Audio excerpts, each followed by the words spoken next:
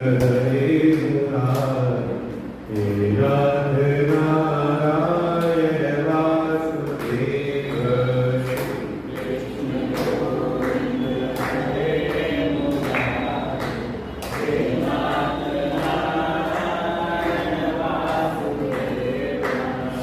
कृष्ण गोविंद हरे मुरारी हे राधे नारायण वासुदेव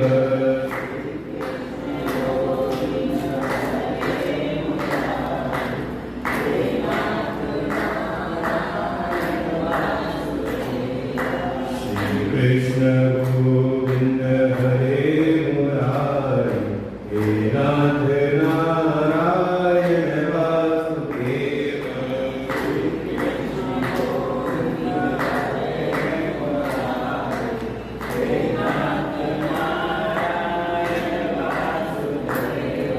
हे राधे नारायण वासुदेव हे राधे नारायण वासुदेव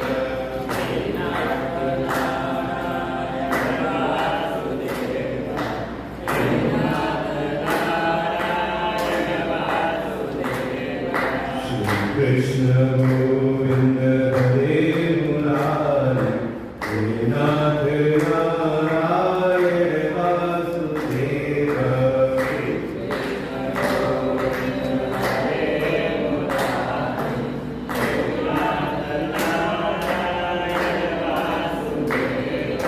श्री कृष्ण गोविंद हरे मुरारी हे राधे नारायण वासुदेव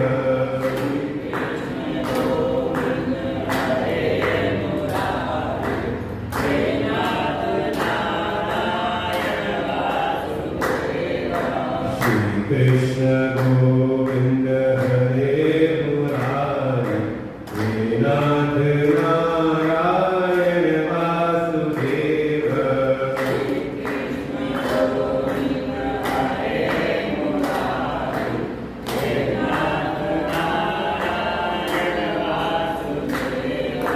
श्री कृष्ण गोविंद हरे मुरारी हे राधे नारायण वासुदेव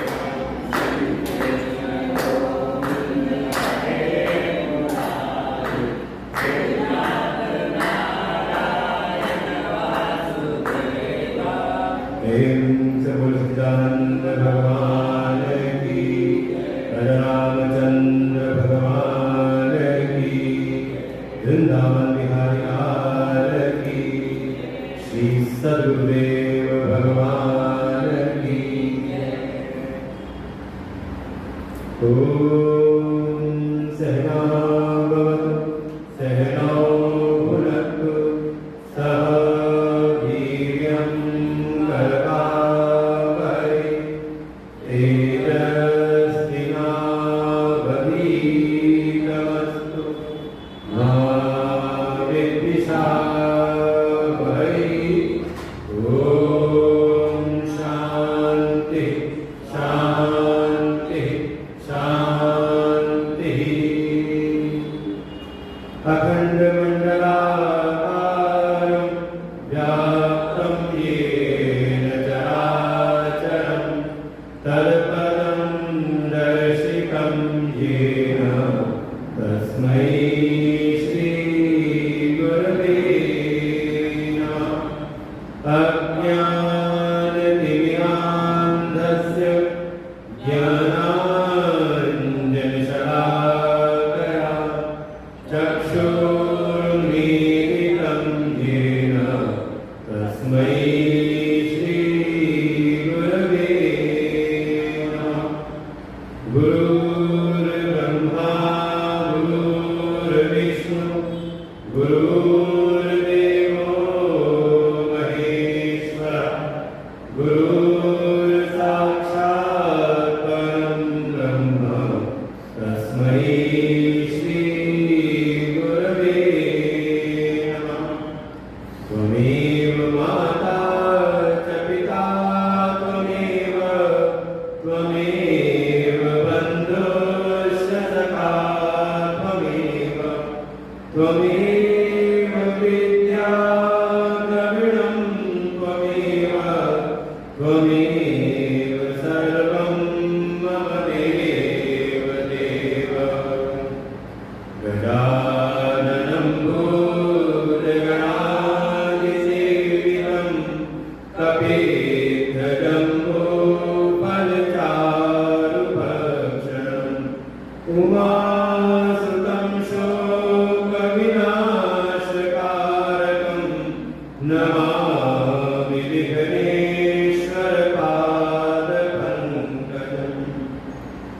नीलाम्बरश्यामलकोमलाङ्गं सीतासमारोपितवामभागं पाणौ महासायकचारुचापं नमामि रामं रघुवंशनाथम्। ॐ पार्थाय प्रतिबोधितां भगवता नारायणेन स्वयं व्यासेन ग्रथितां पुराणमुनिना मध्ये महाभारतम्। अद्वैतामृतवर्षिणीं भगवतीम् अष्टादशाध्यायिनीम् अम्ब त्वामनुसन्दधामि भगवद्गीते भवद्वेषिणीम्।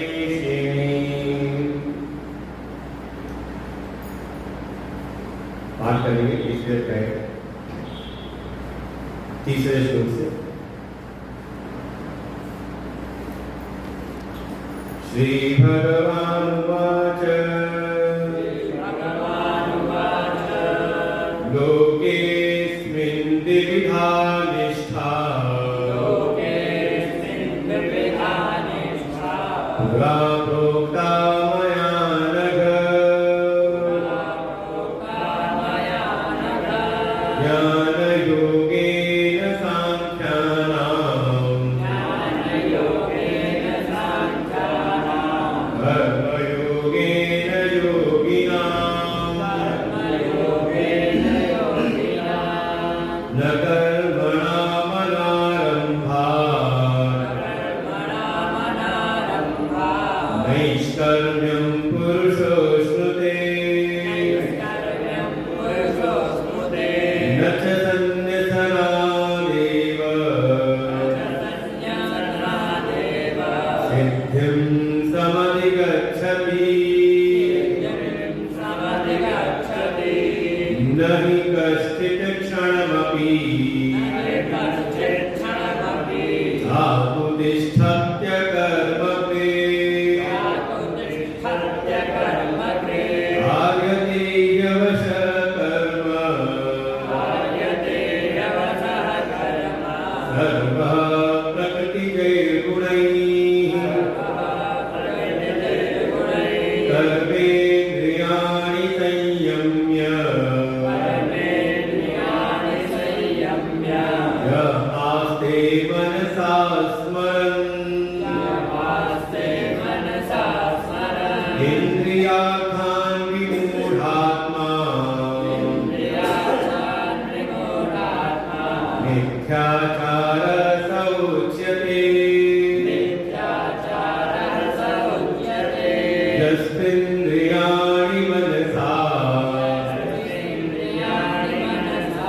नियम्यारभते अर्जुन कर्मेन्द्रियैः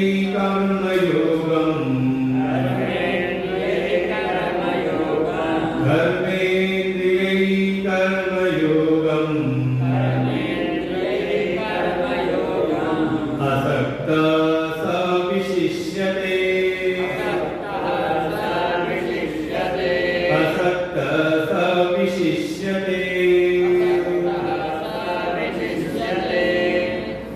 परमपिता परमेश्वर को प्रणाम करते हुए प्रातस्मरणीय परमश्रद्धेय परमवंदनीय परमर्चनीय श्री सद्गुरुदेव भगवान के चरणों में कोटि शरण नमन। समुपस्थित भगवत भक्त श्रद्धा भक्ति स्वरूपी मातृशक्ति श्रीमद् भगवद गीता का यह तीसरा अध्याय नाम है कर्म योग। दो शब्द जुड़े हुए हैं इसमें, कर्म और योग। कर्म तो हम करते हुए आ ही रहे हैं, जो भी प्रवृत्ति के मार्ग में है। जैसा कि कल भी हमने चिंतन किया था कि हमारे सनातन वैदिक धर्म के में दो मार्ग हैं।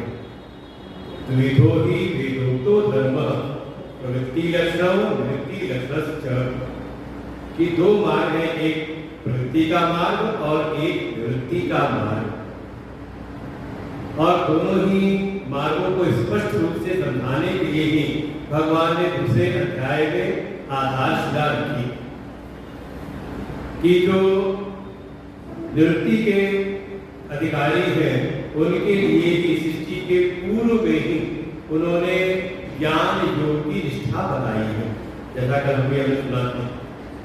और जो प्रवृत्ति के अधिकारी हैं, कर्म के अधिकारी हैं, उनके लिए कर्म योग की निष्ठा भगवान कहते हैं सृष्टि के प्रारंभ में ही। दोनों को मैंने अलग अलग बताया। जैसा अधिकारी है, जैसी जिसकी योग्यता है, उसके अनुरूप उसके लिए साधन हमारे शास्त्रों में वर्णित किए गए हैं। लक्ष्य है अपने आत्म स्वरूप की प्राप्ति, ब्रह्म स्वरूप का अनुभव प्राप्त करना, क्योंकि इसके द्वारा ही मोक्ष की सिद्धि होती है। और तो और कहते ब्रह्म और आत्मा की एकता का अनुभव, कि जो सारे जगत के अधिष्ठान है ब्रह्म, और जो मेरा अधिष्ठान है आत्मा, ये दो नहीं बल्कि ये दोनों एक है। ब्रह्मात्मिक स्वरूप का अनुभव प्राप्त करके ही जीव के जीवन में जीव को मोक्ष की प्राप्ति होती है, मोक्ष की सिद्धि उसको हो जाती है। उसी को लक्ष्य करते हुए जैसा अधिकारी है, अगर कोई कर्म का अधिकारी है, अभी जिसका अंतःकरण उतना शुद्ध नहीं, अभी संसार के विषयों की वासनाएं चित्त में अगर भरी है, तो उसके लिए शास्त्रों ने प्रवृत्ति का मार्ग बताया। अब जिसके मन में अगर संसार की वासनाएं भरी पड़ी हों और उसको आप संन्यास में लगा दो, तो दोष से युक्त हो जाएगा। वहां पर भी आकर के कहीं न कहीं अपने संसार की वासनाओं को तृप्त करने में, और जरा से कहीं कोई बाधा आएगी तो शायद वहां से वो पलायन कर जाए। तो जिसके चित्त में अभी संसार की विषयों की वासनाएं हैं, तो कोई दोष नहीं, बल्कि वो फिर प्रवृत्ति के मार्ग का अनुयायी, कर्म के मार्ग को जीवन में धारण करें। कर्म को आधार बना करके अपने चित्त की जो भी विषय वासनाएं हैं उनको तृप्त करते हुए वो आगे बढ़े संन्यास के मार्ग में। लेकिन क्रमशः प्रवृत्ति के मार्ग में आकर के उसके लिए बताया था, ब्रह्मचर्य आश्रम से का गृहस्थ आश्रम में, गृहस्थ आश्रम से वानप्रस्थ आश्रम में, और फिर क्रमशः संन्यास आश्रम में वो प्रवेश करे।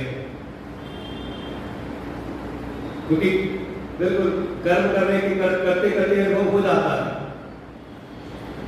जो जो हमने चाहा था, वो जब हमने कर्म से प्राप्त किया, तो वास्तव में जो हमारे चित्त में जो मूल जो इच्छा है, वो है सुख प्राप्ति की इच्छा।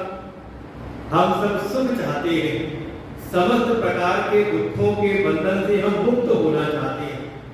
लेकिन संसार के विषयों की वासनाएं हैं, तो ऐसा लगता है कि संसार के विषय जब हमें प्राप्त होंगे तो हम इन दुखों के बंधन से मुक्त हो जाएंगे।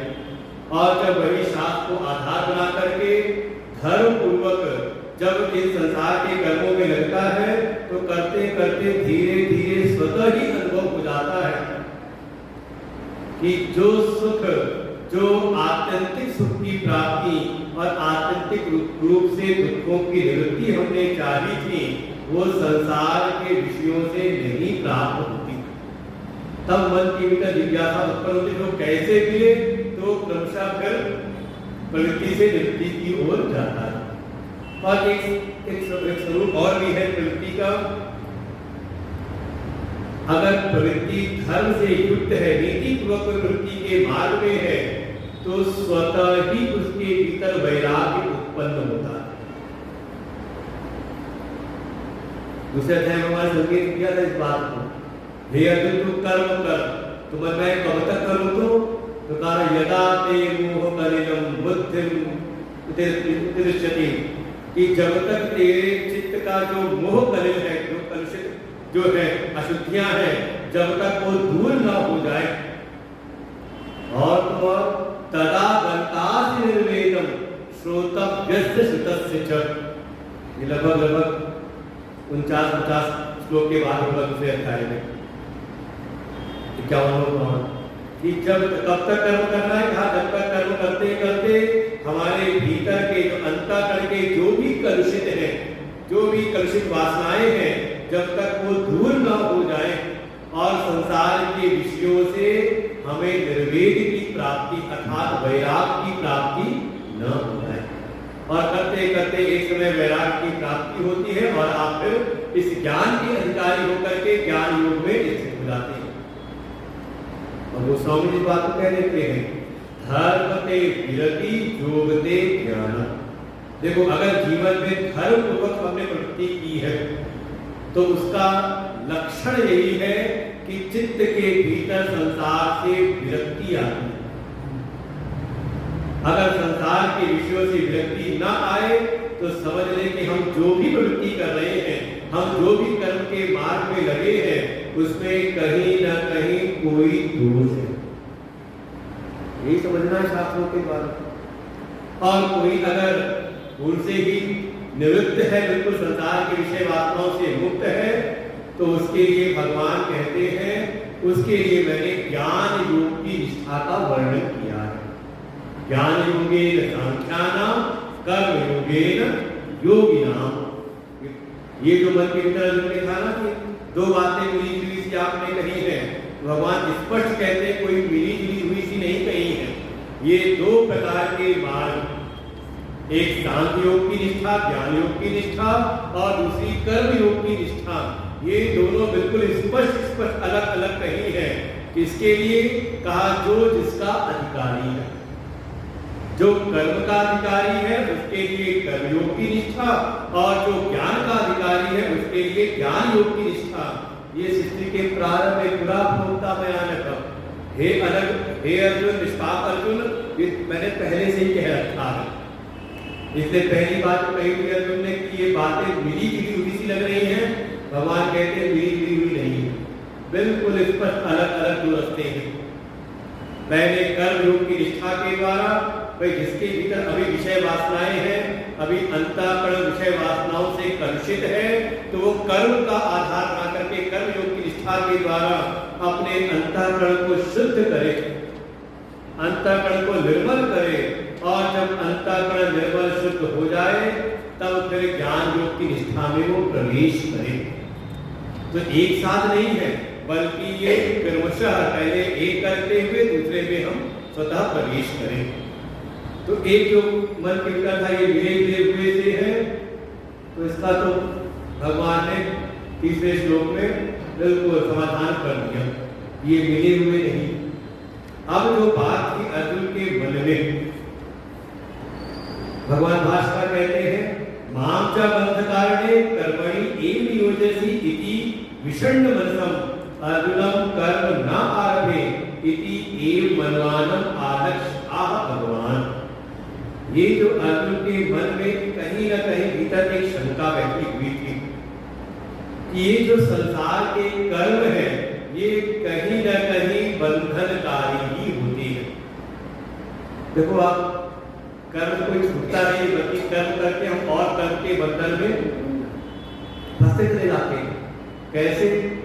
तो जो भी आप मान लो कोई कर्म करते हो, तो कर्म करने के बाद वो कर्म दो श्रेणी में जा सकते हैं। या तो कर्म जाएगा पुण्य की श्रेणी में, अगर धर्म पूर्वक वृत्ति है तो वो जाएगा पुण्य में।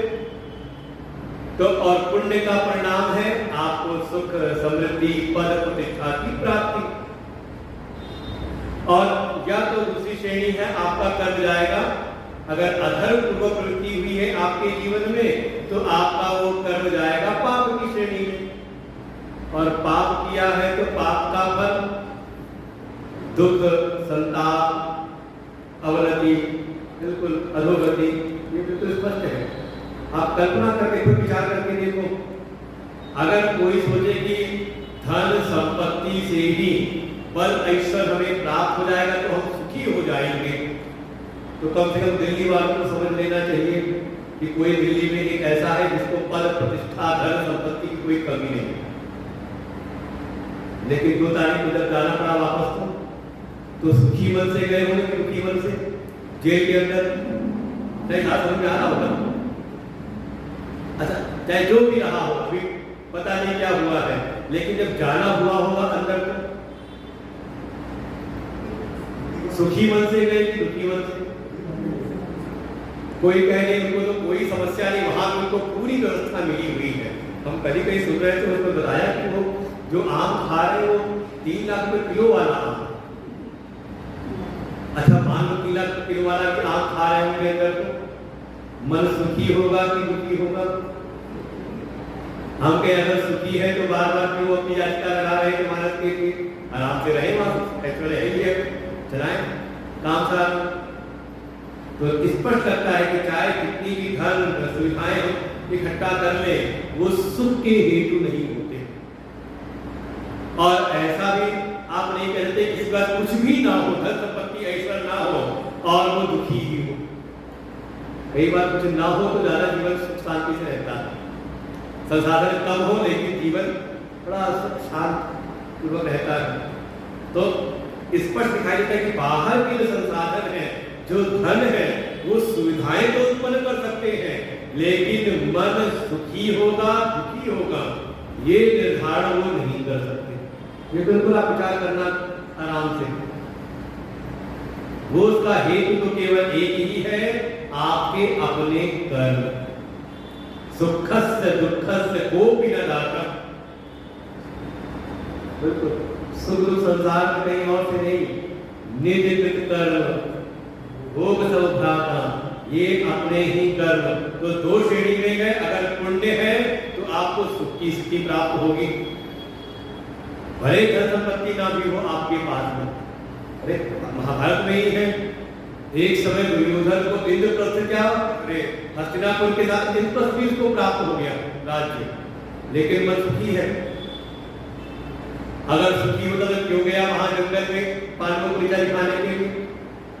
पास में शिविर लगा दिया, गया था उनको नीचा दिखाने के लिए, उल्टी पड़ गई, कोई गंधर्वों से मोचा ले लिया, गंधर्वों ने बंदी बना दिया, कथा पता हुई। और वहीं पर 5 पांडव जंगल में भी है, लेकिन मन सुखी और शांत है, संसाधन नहीं है। इस पर दिखाई देता है ये सब अपने कर्मों का ही परिणाम है। जैसे हमारे कर्म है वैसा हमें फल प्राप्त होता है। तो सुख की स्थिति प्राप्त हुई तो आप कर्मों से मुक्त हो गए? बिल्कुल नहीं। पुण्य का परिणाम आपको सुख समृद्धि पद प्रतिष्ठा प्राप्त हुई तो फिर हमारा प्रयास होता है कि ये बना रहे, है कि उसको बनाए रखने के पुनः प्रयास करते हैं। और फिर जब कर्म का प्रयास करते हैं तो फिर 2 श्रेणी हो जाएगी उसमें, पाप और पुण्य की। तो कहीं बंधन छूटता नहीं, आप लड़ते चले जाते हैं। ऐसे ही मान लो पाप कर्म हुए हैं, हमें दुख मिला, संताप मिला, अवनति हमारी हुई, तो हम फिर उससे छूटने के लिए पुनः प्रयास करते हैं, कर्म करते हैं। और जब पुनः प्रयास करेंगे, कर्म करेंगे, फिर 2 श्रेणी हो जाएगी। तो कहीं न कहीं कर्म हमें इसी बंधन में ही, और कह सकते हैं अविद्या काम कर्म, हमारे पिछलों में वर्णन आता है, ये ग्रंथि है।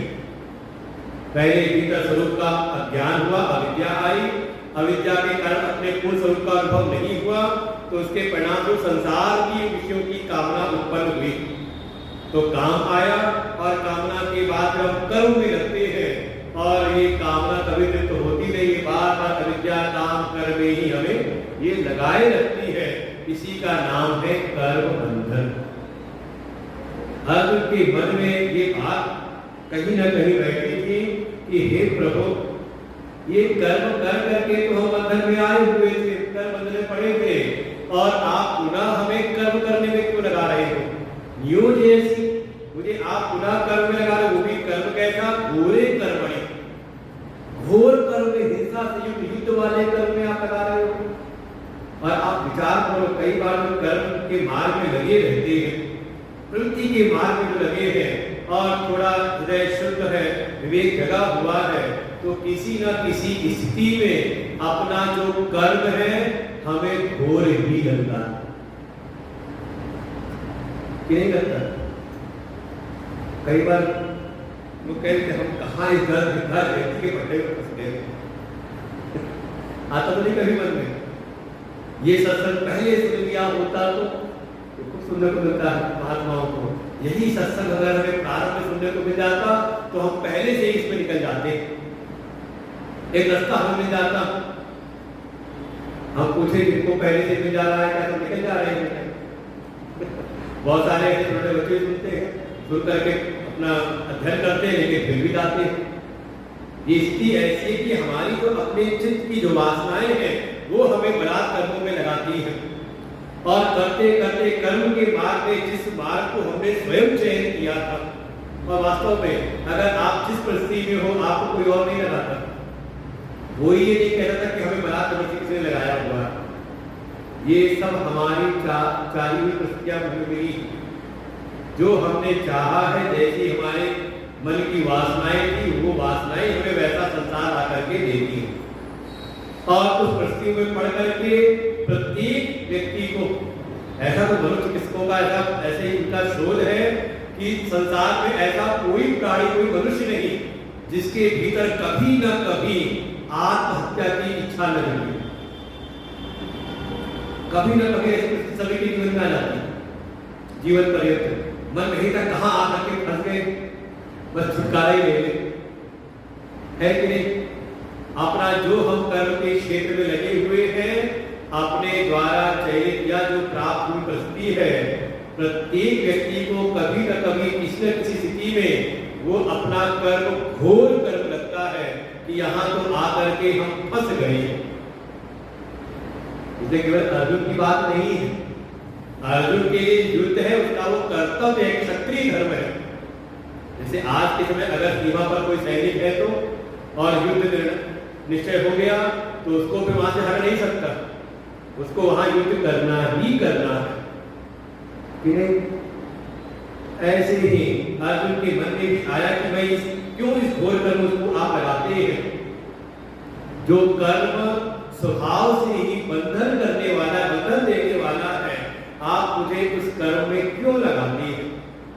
तो भगवान इस शंका का निवारण करते हैं चौथे श्लोक में, न कर्मणाम अनारंभात् नैष्कर्म्यम पुरुषोऽश्नुते न सन्नसनात् एव सिद्धिं समधिगच्छति। जो अर्जुन ने कहा था तदेकं वद निश्चित्य ये निश्चयो हमाभूयाम, हे प्रभु आप उसको वो एक निश्चित मार्ग बताइए जिसके द्वारा उसको श्रेय की प्राप्ति हो, जीवन में श्रेय की सिद्धि हो जाए। भगवान वही कहते हैं कि सिद्धि की प्राप्ति ऐसे नहीं होती। कैसे कि कोई कहे कि हम कर्मों का आरंभ ही न करें, तो कह दिया कर्मणाम अनारंभात्, कर्मों का आरंभ किए बिना ही पुरुषः नैष्कर्म्यम न अश्नुते, जो मनुष्य है वो निष्कर्म की सिद्धि, परम श्रेय की सिद्धि कहा वो नहीं प्राप्त कर सकता। निष्कर्म, निष्कर्म की समझ में एक प्रकार से मोक्ष का ही पर्याय है। ये कई सारे शब्द आप सुनेंगे शास्त्रों में, निष्कर्म सिद्धि, निर्वाण की प्राप्ति, मोक्ष की प्राप्ति, भक्ति मार्ग में उसका परमात्मा तत्व की प्राप्ति, भगवत तत्व की प्राप्ति, ये लगभग समान से ही है। निष्कर्म तो भगवान भाषा कहते हैं निष्कर्म का निष्कर्म भाव, कर्म शून्यता कहा, कर्म की शून्यता, निष्कर्म भाव बिल्कुल कर्मों का अभाव हो जाए, ऐसी स्थिति। अभी लगता है कि हमारा कर्तव्य है, कर्म करना है, कर्म करना है, और मन में ऐसी कल्पना होती है कुछ करना ही ना पड़े, जबरदस्ती नहीं हो सकता। मन में इच्छाएं वार्ताएं बैठी हो तो आपको बलात् कर्म पे आपको लगी जाओगे। तो निष्कर्म की स्थिति अर्थात कर्म शून्यता की स्थिति, कर्मों का अभाव, ये तभी संभव है जब चित्त में कोई इच्छा ना हो, कोई इच्छा ना, कोई वासना ना हो, ऐसी स्थिति की प्राप्ति, इसी को कहा निष्कर्म। दूसरा भाव कहे किसी को तो कहा किसी प्रकार के भोक्तृत्व की भावना न रह जाए। देखो मन के भीतर कुछ ना कुछ भोग की इच्छा बनी रहती है, सुख के भोक्ता बनने की इच्छा बनी रहती है। तो भोक्तृत्व है तो कुछ पाने की इच्छा है, कुछ भोग की इच्छा है, तो अरे कुछ नहीं, अगर स्वर्ग पाने की भी इच्छा है की प्राप्ति की इच्छा है तो कि वहां जाएंगे, भगवान के लोक में हम जाएंगे और बिल्कुल भगवान का सानिध्य मिलेगा, हमें परम आनंद की अनुभूति होगी। तो ऐसे की अगर सुख की इच्छा है तो आपको कर्तृत्व में आना ही पड़ेगा, कुछ न कुछ करना ही पड़ेगा। अच्छा, सोई सोई भगवान की प्राप्ति हो जाएगी, हम कुछ भी ना करें, आलस में पड़े रहे, शौच स्नान की स्थिति बिल्कुल त्याग में कुछ ना करें तो होगी। यानी अगर भोक्तृत्व की इच्छा है तो कर्तृत्व में आना ही पड़ेगा। और भोक्तृत्व का सर्वथा अभाव, कोई भोग की इच्छा ना रहे। तो महापुरुषों ने कहा ऐसी स्थिति दो ही समय में आ सकती है, या तो कोई जड़ हो जाए, बिल्कुल जड़ वस्तु हो जाए, और या तो अगर देखो जड़ जो वस्तु जिसमें है, जो भी जड़ वस्तु है वो अपना सुख नहीं भोगती। जैसे अब जितनी ये व्यवस्थाएं हैं जड़ वस्तुएं तो अपना सुख नहीं भोग रही, ये किसी और के सुख के लिए कार्य आती है। जैसे घर है, मकान है, घर है, तो कोई दूसरा उसका सुख भोगता है, वो अपना सुख नहीं भोगता। कुर्सी टेबल क्या है, जड़ है ना। ऐसे शरीर भी अगर जड़ है तो ये अपना सुख नहीं भोगता, बल्कि शरीर के भीतर जो चेतन रहता है वो शरीर को आधार बना करके सुख का भोक्ता बनता है। अनुभव है कि बात बदलाने बात, शरीर अपना सुख नहीं भोगता। चाहे शरीर में कितनी भी पीड़ा हो, अगर भीतर वाला सो जाए तो कहाँ गया वो पीड़ा। बाहर कितना भी सुख हो लेकिन नींद आ जाए, ताकत टूट जाए शरीर में, तो कहाँ का सुख। या तो जड़ हो तो जड़ में भोक्तृत्व की इच्छा नहीं रहती, और दूसरी हो सकती है अगर चेतन है तो चेतन है तो कहा चेतन है तो उसमें पूर्णता का अनुभव, खाली पर ना हो, बिल्कुल कहते लबालब भरापन हो, पूर्णता का अनुभव हो, तो उसके भीतर कोई भोक्तृत्व की भावना नहीं। और जरा सी अपूर्णता की भावना आई कि मैं अपूर्ण हूं, तो फिर उस अपूर्णता को पूरा करने के लिए, अच्छा इस समय सरगर्मी तेज होते दिल्ली में चल रहा होगा सब विचार विमर्श, गर्मी बढ़ी है, बिल्कुल कितने डिग्री हुआ होगा दिल्ली का तापमान, सब दिल्ली आ रहे हैं, सब लगे हैं जोड़ तोड़ में। क्यों? अगर पूर्णता मिल जाती 270 तो 70 71 72 हो जाते तो का निश्चिंत रहते है कि नहीं। अगर जो जरूरत था बहुमत वो पूर्णता मिल गई होती तो कहा निश्चिंत रहते, लेकिन थोड़ा कम रह गया, अपने दम पर कम रह गया, तो कहीं ना कहीं दूसरे के दम पर है तो इनको भी भीतर डर लगा हुआ है कि कहीं कोई छिटक ना जाए, तो सारी संभावनाएं तलाश करने में लगे होंगे ना। ऐसा नहीं कि चैन से बैठे हुए हैं, और जिनको थोड़ा नजदीकी मिल गई है लेकिन वो भी अपूर्ण ही, ज्यादा पूर्णता है तो वो भी जी तोड़ में लगे होंगे कि नहीं। मीटिंगों का दौर चल रहा होगा, कहाँ कैसे क्या संभावनाएं हो सकती हैं, कहाँ से दूसरे को खींच सकते हैं, कहाँ किसको तोड़ सकते हैं, जोड़ तोड़ चल रहा होगा ना। बिल्कुल प्रैक्टिकल समझे। या तो पूर्णता का अनुभव हो तो कोई भोक्तृत्व, कोई न कर्तृत्व न भोक्तृत्व, आप बिल्कुल आप कर्म शून्यता की स्थिति में आ सकते हैं। लेकिन अगर अपूर्णता का भाव है भीतर तो आप फिर ये कर्म शून्यता की स्थिति में आप नहीं हैं, कर्म में आपको लगना ही पड़ेगा। भगवान इसी बात को कह रहे हैं, ये जो कर्म शून्यता की जो स्थिति है, ये बिना कर्म किए, बिना कर्मों का आरंभ किए, बिना कर्मों का आरंभ करके अंतःकरण की शुद्धि किए बिना, कि वो स्थिति अंतःकरण की हो जाए, ऐसा अंतःकरण हमारा शुद्ध निर्मल हो जाए कि हमें अपनी पूर्णता का अनुभव हो। जो मेरा पूर्ण आत्म स्वरूप है उसका अनुभव हो जाए। वो होगा कैसे? का अंतःकरण की शुद्धि निर्मलता, और वो अंतःकरण की शुद्धि और निर्मलता बिना कर्म का आरंभ किए आपको नहीं प्राप्त हो सकता। समझा नहीं बात? तो बिना कर्म का आरंभ किए आपको वो जो परम लक्ष्य है श्रेय की प्राप्ति वो संभव नहीं है। इसलिए कर्म करना ही पड़ेगा, क्योंकि अभी शायद वो अपनी पूर्णता का अनुभव हमें है नहीं और उसकी योग्यता भी नहीं है, वैसी अंतःकरण की शुद्धि भीतर नहीं है। कली माता जी कह रहे थे कि यहाँ तो लगता है कि समझ में आ रहा है, मैंने भी कहा था लगता है कि यहाँ समझ में आता है बाहर जाते। कारण है कि शायद अभी उतनी पात्रता हमारे भीतर अभी उत्पन्न नहीं हुई है। तो अब वो पात्रता नहीं है तो कि हमें अपनी पूर्णता का अनुभव हो, तो उस पात्रता को उत्पन्न करने के लिए आपको कर्म का आरंभ करना ही पड़ेगा। और दूसरी बात कह दिया नच संदसनात् एव, कोई अपना किसी कर्म में लगा है और सोचे कर्म को हम छोड़ दें। देखो एक बात है कि हम कर्म का आरंभ ही ना करें, भगवान ने उस शंका को मिटा समाधान दिया।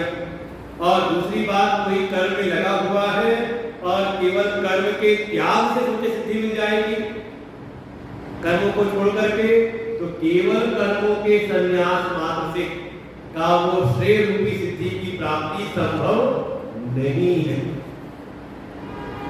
पहले ज्ञान की प्राप्ति हो तो स्वतः अपने पूर्ण स्वरूप के ज्ञान के द्वारा स्वतः ही आपके कर्म छूट जाएंगे, छोड़ने की जरूरत नहीं पड़ेगी।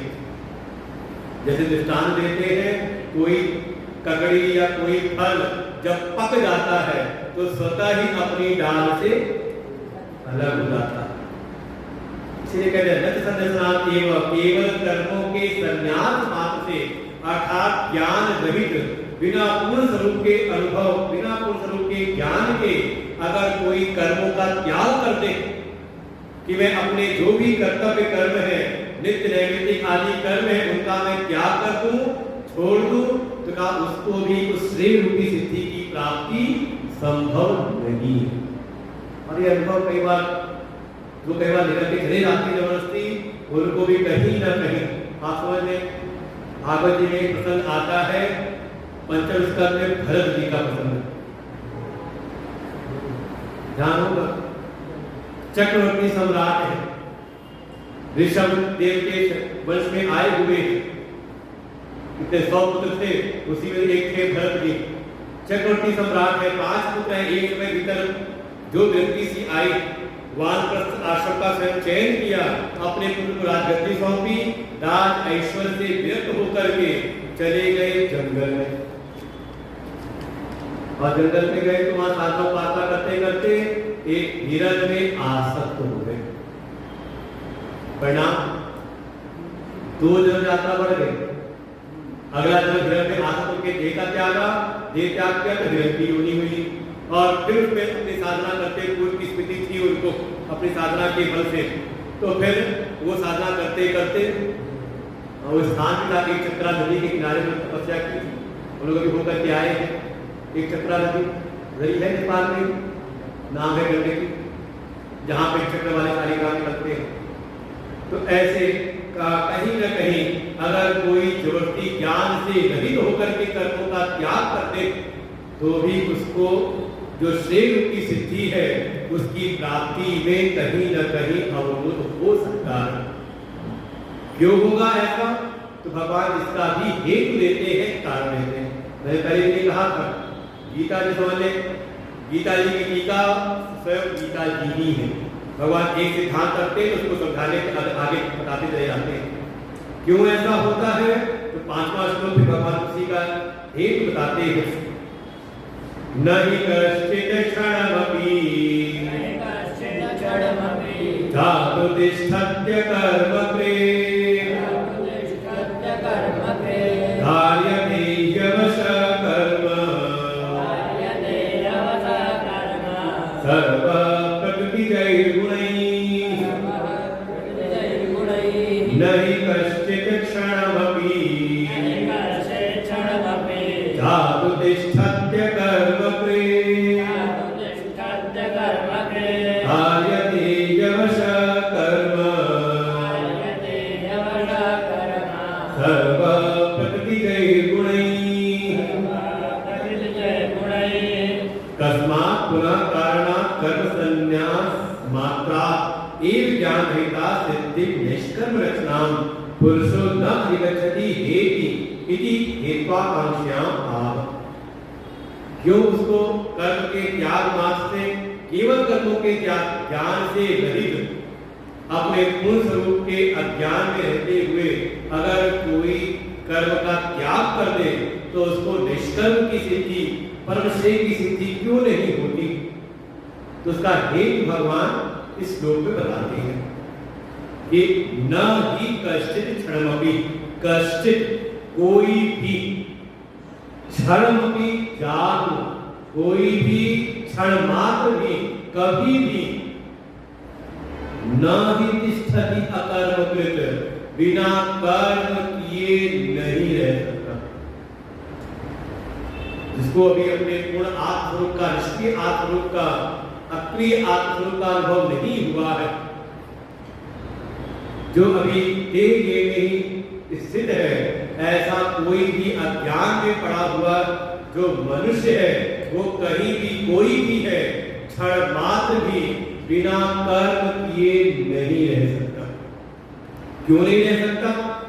तो कहा सर्वः प्रकृतिजयी, जो सभी प्राणी प्रकृतियों से उत्पन्न जो गुण है, प्रकृतिजयी, प्रत्यय मतलब प्रकृति से उत्पन्न गुणों के द्वारा परवश किया हुआ, अवश्य किया हुआ, परवश किया हुआ बलात् को कर्मों में अवश्य ही लगा दिया जाता है। कार्यते कर्म, वो कर्मों में लगा दिया जाता है। जो भी अभी अज्ञान में अभी अपने आत्म रूप स्थिति को प्राप्त नहीं हुई है, तो कहीं ना कहीं देह में लगा हुआ है ना। और ये देह आदि किससे बने हैं? कार्य प्रकृति के गुणों से ही बने। गोस्वामी जी का पाई वो किसमें विषण ने कही, तामस तन कछु भजन न हुए। सुना है कोई सुंदरता नहीं सर, जो हनुमान जी से भेंट हुई, क्या कहा? का ये तामसी शरीर है।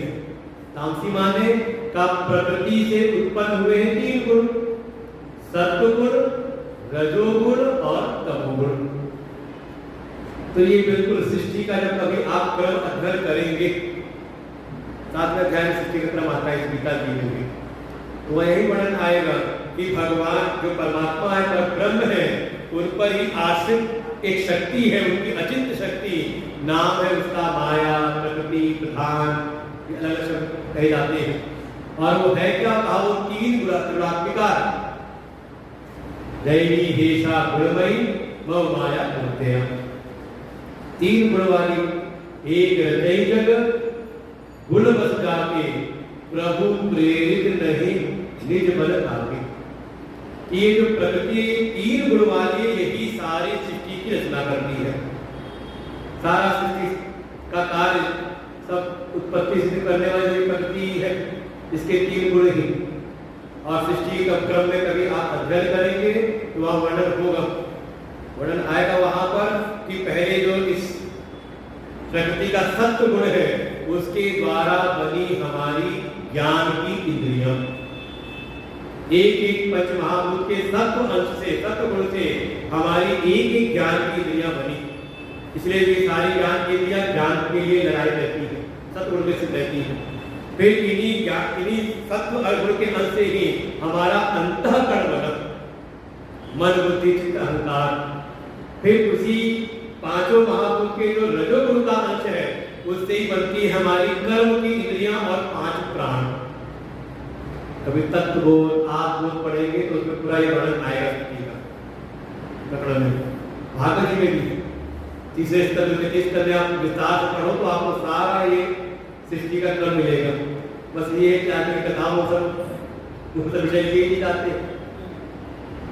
तीसरे स्तर में बस कपिल भगवान का अवतार कराया, देवू की बात को उपदेश किया। क्या उपदेश किया? तो प्रकृति पुरुष के उपदेश का यही है, 25 तत्वों के बारे में कि कैसे ज्ञान की इंद्रियां प्रकट हुई, अंतःकरण 4 प्रकट हुए, फिर 5 कर्म की इंद्रियां, प्राण प्रकट हुए। तो सत्वगुण से ज्ञान की इंद्रियां और अंतःकरण, रजोगुण से हमारी कर्म की इंद्रियां, ऐसी सारी कर्म की इंद्रियां रजोगुणी है, कर्म में लगे क्रियाशील रहती है। और हमारे प्राण बचा तमोगुण, तो तमोगुण को एक विशेष प्रक्रिया के द्वारा आपस में मिलाया गया, उससे स्थूल पंच महाभूत प्रकट होते हैं। आकाश, वायु, अग्नि, जल, पृथ्वी, ये स्थूल पंच महाभूत प्रकट होते हैं और उन्हीं से बनता है ये शरीर। सारे पिंड जितने हैं ये स्थूल पंच महाभूत से, तमोगुण के अंश, इनके द्वारा ये सब निर्माण सृष्टि का होता है। तो अब हमें शरीर में स्थित है तो तमोगुण के शरीर में, गुण से बने हुए शरीर में है तो ये गुण से बना जो शरीर है, ये गुण से बने हुए जो बाहर के विषय है, इसमें ये बलात् लगाए रखता है हमें। और इसका अनुभव आपको होगा, कभी तो अचानक लगता है सत्वगुण बढ़ गया तो पूजा पाठ, ध्यान, मंत्र, उपासना सब में बड़ा मन लगता है। आज बड़ा अच्छा लगा ध्यान करते हुए, होता है लेकिन रोज स्थिति नहीं आती। अच्छा, ध्यान में मन लगा हुआ था, सत्संग में मन लगा था, सत्वगुण बढ़ा हुआ लगा था, अचानक रजोगुण आ गया भीतर तो तुरंत क्रियाशील हो जाते हैं। हो सकता है सत्संग में बैठे बैठे बड़ा आनंद आ रहा था, अचानक रजोगुण बढ़ा, कोई काम याद आया तो निकल देते हो आप। पूजा में बैठे थे, बड़ा अच्छा लग रहा था, अचानक कोई कार्य याद आया, रजोगुण बढ़ा तो फिर मन पूजा में लगता नहीं, बेटा कुछ करे, क्या करना है कि नहीं? फिर कार्य में लगे हुए हैं लेकिन बढ़ गया तमोगुण, तो काम तो परम अनिवार्य आवश्यक कर्म था, लेकिन तमोगुण बढ़ गया तो न चाहते हुए आप तक मेरे सो लेते हैं कि नहीं? तामसिक तमोगुण का प्रभाव, तो यही बोला सत्वगुण बढ़ा तो आप लग गए सत्वगुण के कार्य में, पूजा, उपासना, ज्ञान इत्यादि में आप लग गए। रजोगुण आया तो बलात् आप कर्मों में लग जाते हो, बैठ नहीं सकते आप पूजा पाठ में, फिर या फिर आप आत्म साधना करोगे, ध्यान नहीं कर सकते आप, और उसी पूजा पाठ करते समय तमोगुण बढ़ जाए तो कहते हो नींद बहुत आती है जब करते समय पूजा, उसमें नहीं ज्यादा है कि अच्छा मान लो जब सोना था हमें तो बिस्तर पर लेट गए कि अब रात का समय सोएंगे, लेकिन मन रजोगुणी है तो नींद नहीं आती। होता है कि नहीं? कई बार तो गोली खानी पड़ती, और किसी को सत्संग में नींद आ जाए तो अच्छा लगता है देख करके भी चलो आजकल की बड़ी बीमारी है, अनिद्रा, लोग बड़ी बड़ी दवाइयां खाते हैं और सत्संग में आके नींद आ गई, चलो हमारा सत्संग किसी के काम तो आया। कारण क्या है कि सत्संग में आकर के मन हो जाता है शांत, और नित्य का हमारा अभ्यास है जब हम सोते मन बिल्कुल शांत होता तो हम सो जाते हैं, तो वही घटना भी हो जाती है सत्संग में भी। कम से कम सत्संग में आके मन को शांति तो मिली ना, तो मन शांत हुआ तो सो गया। तो देखो ये क्रिया है। अभी क्या है कि हम गुणों को अपने प्रवृत्त नहीं कर पाते, बल्कि गुणों के प्रवृत्त होकर के, क्योंकि अभी गुणों से बने ही देह, मन, बुद्धि, इंद्रिय में ही हमारी स्थिति है, तो जैसे गुण बढ़ते हैं उसी प्रकार की हमारी प्रतिक्रिया होती है। सत्व बढ़ गया सत्ता जायते ज्ञानम, सत्व बढ़ा तो अपने आप ज्ञान, साधना, ध्यान में हमारी रुचि बढ़ जाती है। मन होता है बस चलते तीर्थ यात्रा पे, कहीं कुछ दान पुण्य कर ले, चलो कुछ आज भागवत पढ़ लेते हैं, गीता पढ़ लेते हैं, क्या हुआ? सत्व बढ़ा। पढ़ते पढ़ते रजोगुण आ गया तो अरे कोई काम याद आएगा तो ये काम कर लेते, ये काम छूट गया तो आप रजोगुण में लग गए, क्रियाशील हो गए, और उसी में तमोगुण बढ़ जाए तो फिर मन होता है सो लेते हैं, और सोने जा रहे हैं, मन क्रियाशील है, रजोगुणी है, तो जब सोना चाहते तो नींद नहीं आती, और जब काम करना हो तो नींद आती है कि नहीं? तो क्या हो रहा है? तो यही कह रहे हैं प्रकृति जयी गुणई, प्रकृति से उत्पन्न जो गुण है सर्व सभी को अवश्य करके, परवश करके कार्य कर्म में ही लगा देती है। किसको? जो अभी अज्ञान में पड़े हुए, तो कोई बिना कर्म किए तो रह ही नहीं सकता। तो कोई ये सोचे कि हम कर्म नहीं करेंगे, या तो वो ज्ञानी हो, परम ज्ञानी हो, आप पे जिंदगी प्राप्त हो गई हो तो संभावना होगी, और नहीं है तो उसका वो मिथ्याचार है, झूठ बोल रहा। अरे कुछ नहीं, ना तो बहुत व्यवहारिक जगत में भी होता है। मान लो हम कहीं किसी आयोजन में, अनुष्ठान में लगे हुए हैं और हमारे मन के अनुकूल परिस्थिति नहीं, कोई हमारी चिंता नहीं, तो क्या कहते हैं जाओ हम कुछ नहीं करेंगे, या नहीं किया, और चुपचाप चले गए, एक किनारे बैठ गए, जिसको जो करना है तो करो, हमसे कोई मतलब नहीं है ना। लेकिन जब आप किनारे बैठ गए तो क्या शांत करके बैठ गए? शरीर तो कर्म नहीं करता, लेकिन मन और तेज गति से दौड़ता है, क्या हो रहा होगा, क्या होगा, क्या क्या कौन क्या कर रहा होगा, लोग क्या सोच रहे होंगे, कहीं मेरे बारे में गलत तो नहीं सोच रहे होंगे, कहीं ऐसा तो नहीं मेरी जरूरत ही नहीं रह गई किसी को। तो क्या हुआ, मन और ज्यादा विक्षुब्ध हो जाता है।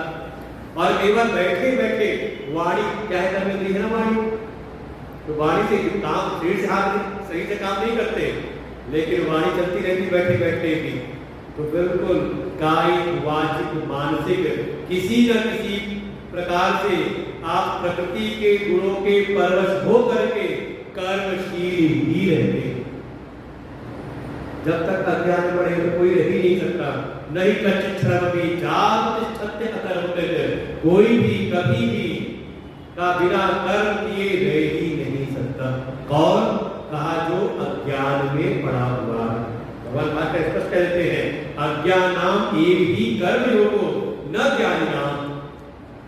क्योंकि भगवान ने पिछले श्लोक में कहा था ना, सांख्य योगे ज्ञान योगे सांख्यानाम। तो यहाँ जो सांख्य योगी है, जो ज्ञानी है, उनके लिए नहीं है कर्म, उनके ज्ञान योग की निष्ठा है। किसके लिए है? कहा जो अज्ञान में पड़े हुए हैं उनके लिए ही कर्म योग की साधना। क्यों? क्योंकि वो बिना कर्म किए एक क्षण भी नहीं रह सकते, तो फिर वो कर्म ना करे बल्कि कर्म योग में लगे। आगे सूत्र बताएंगे कर्म योग का स्वरूप क्या है, लेकिन कर्म को उनको करना ही करना है। इसीलिए बार बार भगवान अर्जुन से कहे तो कर्म कर। और मान लो कोई अज्ञान में रहते हुए, कोई अभी ज्ञान की प्राप्ति तो हुई नहीं है, तो अज्ञान में और कहे कि मैं कर्म नहीं करूंगा, हाथ पैर बांध करके बैठ जाए तो क्या होगा? तो भगवान उसकी बड़ी प्रशंसा करते हैं। सुन लें, प्रशंसा है क्या, कैसी प्रशंसा करते हैं? तो प्रशंसा में दो प्रकार की होती है, एक सकारात्मक प्रशंसा होती है, पॉजिटिव प्रशंसा, और एक होती है नेगेटिव। कई बार ऐसा होता है कि समझ नहीं आता कि ये प्रशंसा कर रहे हैं कि निंदा कर रहे हैं। तो महिमा उन्हें भगवान कर रहे हैं, हम पढ़ते हैं छठा श्लोक, कर्मेन्द्रियाणि संयम्य आस्ते मनसा स्मरन् इंद्रियार्थान् विमूढात्मा मिथ्याचार स उच्यते। कर्मेन्द्रियाणि संयम्य आस्ते मनसा स्मरन् इंद्रियार्थान् विमूढात्मा मिथ्याचार स उच्यते। जो अज्ञान में पड़ा हुआ है तो प्रकृति के गुणों के द्वारा परवश करके वो कर्म में लगा ही दिया जाता है। लेकिन कोई ऐसा हो जो है तो अभी अज्ञान में और कहे कि मैं कर्म नहीं करूंगा, तो क्या करता है वो? तो करता है कर्मेन्द्रियाणि संयम्य। दो प्रकार की इंद्रियां बताई है ना, 10 इंद्रियां हैं, 5 ज्ञान की इंद्रियां और 5 कर्म की इंद्रियां। ज्ञान की इंद्रियां उनको हम कहते हैं जो विषयों के ज्ञान को भीतर लाते हैं। नेत्र के द्वारा हमें रूप रंग का ज्ञान होता है, तो कहीं रूप रंग है तो नेत्र के द्वारा भीतर आता है। कान के द्वारा हमें शब्द का ज्ञान, शब्द का ज्ञान कैसे होगा? कान से तो होगा ना, जो शब्द है वो हमारे कान के छिद्र से भीतर प्रवेश करते हैं, कोई ज्ञान प्रदान कर शब्द का ज्ञान कराने वाली इंद्रिय है। फिर त्वचा है तो स्पर्श का, ठंडी गर्मी का आपको एहसास किससे होगा? हाथ त्वचा से ही होगा। सुगंध है कि दुर्गंध है किससे होगी? क्या होगा? नासिका, ये भी ज्ञान इंद्रिय है। और एक मुंह के भीतर है रसनेंद्रिय, खट्टे मीठे स्वाद का ज्ञान किससे होता है? कहा रसनेंद्रिय से, जीवा से। तो ये 5 ज्ञान की इंद्रियां हैं जो पांचों विषय का हमें ज्ञान कराती है। और फिर जो हमें ज्ञान प्राप्त हुआ है उसके द्वारा जो हम प्रतिक्रिया करते हैं उसके लिए हमें 5 कर्म की क्रिया मिली हुई है। 2 हाथ हैं कर्म करने के, 2 पैर हैं, मुख में वही जो रसनेंद्रिय वही कर्मेंद्रिय भी है। देखिए 2 काम है, समझे भगवान की बनाई वस्तु कैसी है। आंखें 2 थी लेकिन काम 1 दिया, कान 2 दिए काम 1 दिया, नासिका के छिद्र 2 दिए काम 1 दिया, लेकिन वो 1 दिया है काम 2 दिए। जैसे भगवान चाहते हैं कि इसका उपयोग कम करो, कम खाओ और कम बोलो। और देखिए जीवन की सबसे ज्यादा जो समस्याएं हैं वो इसी से होती है। आपने क्या देखा क्या नहीं देखा, जब वो बात आई गई हो जाती है, क्या सुना क्या नहीं सुना आपने आई गई बात हो जाती है, लेकिन आपने क्या बोल दिया और क्या खा लिया, फर्क पड़ता है कि नहीं। कहा कुछ गड़बड़ उल्टा पुल्टा खा लिया तो अंदर का खराब, और कुछ बाहर को गलत बोल दिया तो बाहर का व्यवहार खराब है कि नहीं। तो ये जो इंद्रिय है, भीतर जो जीव है, इसको बहुत सावधानी से प्रयोग किया करो, क्योंकि ये है तो एक ही, लेकिन इसमें 2 इंद्रियां हैं। ये रस का भी ज्ञान कराती है और साथ में शब्द का उच्चारण भी करती है। ये ज्ञानेंद्रिय भी है और साथ ही कर्मेंद्रिय भी है। इसे बहुत सावधानी से इसका प्रयोग करें। तो ऐसे ही वाक, पानी, पाद, वायु, वस्त्र, ये 5 कर्म की इंद्रियां हैं। मलद्वार और जननेंद्रिय ये कर्म की इंद्रियां हैं, इनके द्वारा हम कोई ना कोई प्रतिक्रिया करते हैं। तो कोई ऐसा है जो अभी है तो अज्ञान में, लेकिन अपने कर्म की इंद्रियों को बना उसने रोक लिया कि मैं कोई कर्म नहीं करूंगा। हाथ पैर बांध करके बैठ गया, अरे ध्यान लगाऊंगा मैं बैठ करके। अच्छा बैठ तो गया किनारे, जैसे कहा था ना, हमारे मन की अनुकूल परिस्थिति नहीं हुई तो हमने कह दिया कि हमारा कोई मतलब नहीं, किसी से जाकर किनारे बैठ गए। लेकिन किनारे बैठे तो साथी से बैठ गए, कहा नहीं अब सही से तो कर्म नहीं करते हैं, लेकिन मन दुगनी गति से दौड़ता है। कहां पर? का उन्हीं विषयों में। कर्मेंद्रियाणि संयम्य, यह आस्तिक जो कर्म की इंद्रियों को तो संयमित कर करके बैठा हुआ है, लेकिन मन के द्वारा मनसा स्मरण, मन के द्वारा स्मरण करता है किसका? इंद्रियार्थान, इंद्रिय ज्ञान, इंद्रियों के विषयों का निरंतर चिंतन करता रहता है। भीतर बैठे बैठे काम तो सही से कोई काम नहीं करता, लेकिन चिंतन परमात्मा का नहीं, आत्मा का चिंतन नहीं कर रहा। ये को होगा माला को कर्मे फिरे, जीव फिरे मुख माहि, और मनवा तो चौतीस फिरे, ये तो सुमिरन नाही। इसी का अनुवाद है कि कोई किसी ने आकर के अपनी कर्म इंद्रियों को हाथ पैर बांध करके हाथ लगा के बैठ गया, लेकिन बैठा तो आत्मा का ध्यान नहीं करता, परमात्मा का ध्यान उसको नहीं हो रहा। किसका ध्यान कर रहा है? मन के द्वारा ध्यान इंद्रिय को विषयों के, अरे वो बड़ा सुंदर है, अरे वहां के जो लड्डू है, मिठाई का प्रसाद में बड़ा अच्छा प्रसाद मिला, क्या कर रहे हैं? या रसोई में क्या पक रहा है, बड़े सुगंध आ रही है, क्या कर रहे हैं? ज्ञान इंद्रियों के द्वारा हम उनके विषयों का ही स्मरण कर रहे हैं। सुन रही बात?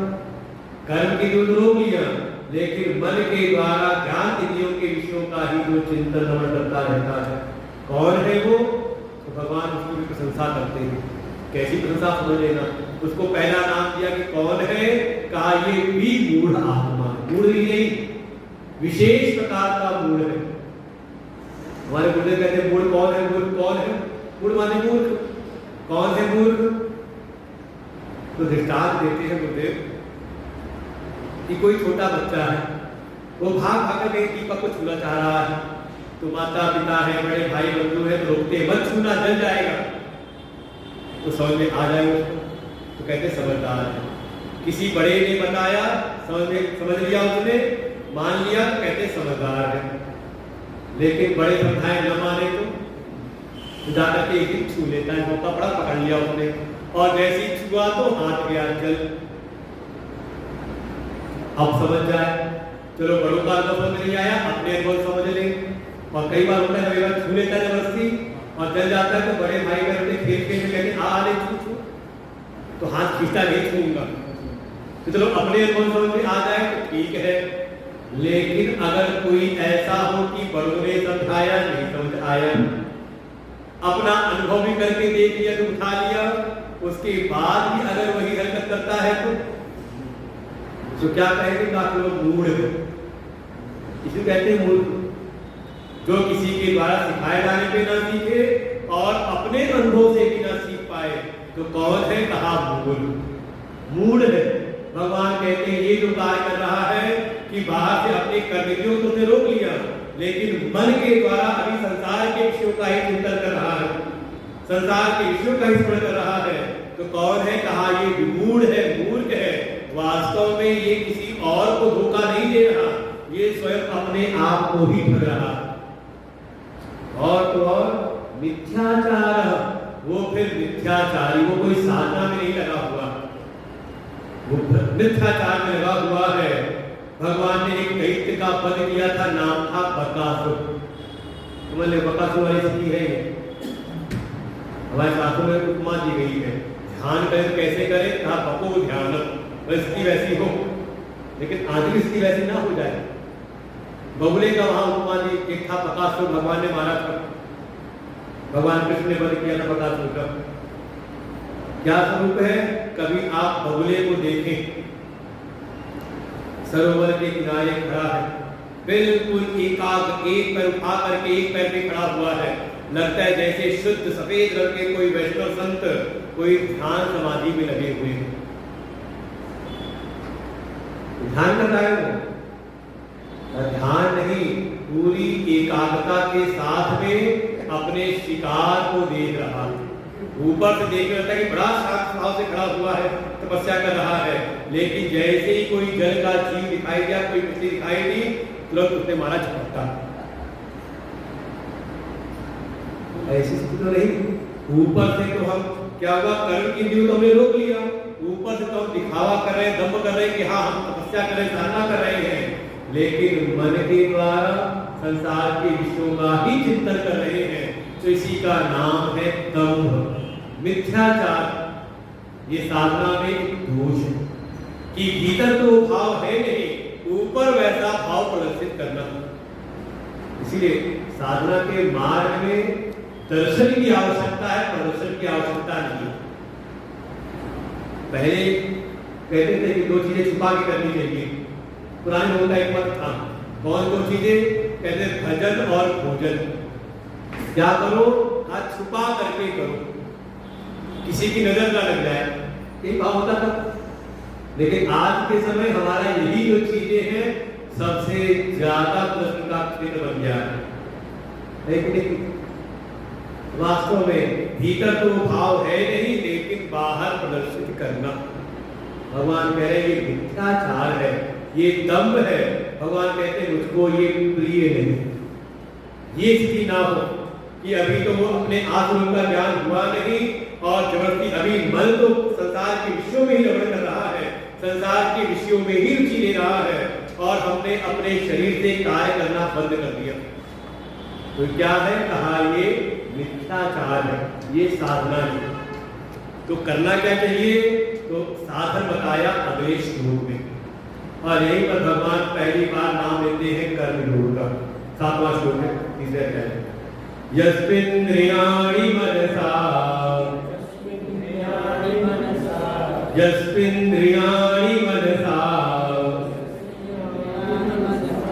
नियम्यारभते